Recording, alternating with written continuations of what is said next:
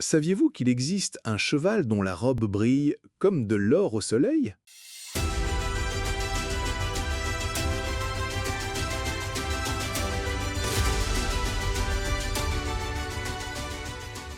L'histoire de la Kelteke plonge ses racines dans l'aube des civilisations. Au cœur du Turkménistan actuel, dans les vallées de l'oasis d'Akal, les tribus nomades sélectionnent depuis plus de 3000 ans un cheval unique. Fidèle compagnon de guerre, rapide et endurant, il aurait traversé les déserts aux côtés d'Alexandre le Grand. Certains chroniqueurs affirment qu'il fut l'ancêtre des légendaires chevaux célestes tant convoités par les empereurs chinois. Cheval de conquête, cheval de prestige, la Kelteke est depuis toujours bien plus qu'un simple animal, il est un symbole de puissance et de noblesse. Le désert du Karakoum, vaste océan de sable et de pierre, façonne les survivants.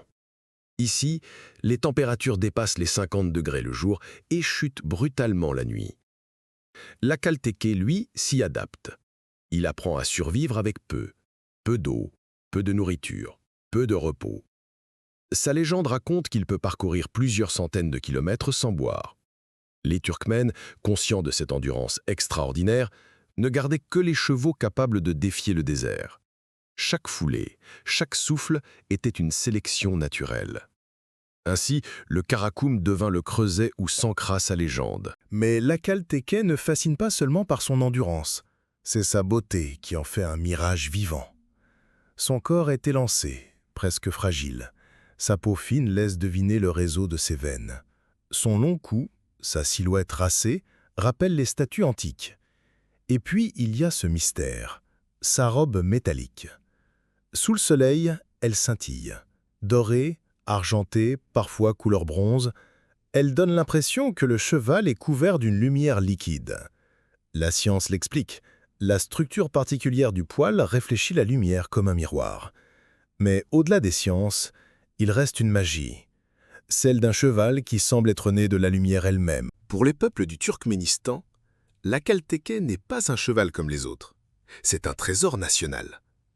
On dit qu'il choisit son cavalier et qu'une fois ce lien établi, il lui reste fidèle jusqu'à la mort. Dans les récits, il sauve son maître de la soif, de la guerre, de la solitude du désert. Encore aujourd'hui, les cérémonies officielles turkmènes lui réservent une place d'honneur. Des Akalteke furent offerts comme présents diplomatiques, ambassadeurs d'un peuple fier et enraciné dans ses traditions. Et puis, il y a l'endurance. L'Akalteke excelle dans les courses de fond, là où l'homme et le cheval fusionnent dans l'effort. Dans sa foulée, c'est l'écho des caravanes millénaires qui résonne encore. Mais ce joyau est menacé. On ne compte aujourd'hui qu'environ 6000 Akalteke dans le monde. Une race rare, précieuse, parfois victime de la consanguinité. Les associations de sauvegarde et les éleveurs passionnés s'efforcent de préserver son héritage. Car la Kelteke n'est pas seulement une fierté nationale, c'est un patrimoine universel. À l'heure où le monde moderne efface peu à peu les traditions nomades, ce cheval rappelle la beauté d'un lien ancien entre l'homme et la nature. Un lien tissé dans le sable, le vent et la lumière. La Kelteke est un mirage vivant, un cheval qui brille comme l'or des steppes. Symbole de fidélité, d'endurance et de lumière, il traverse les siècles comme un trésor fragile. Et vous, que voyez-vous dans ces reflets d'or? Un compagnon? Un guerrier? Un poème vivant?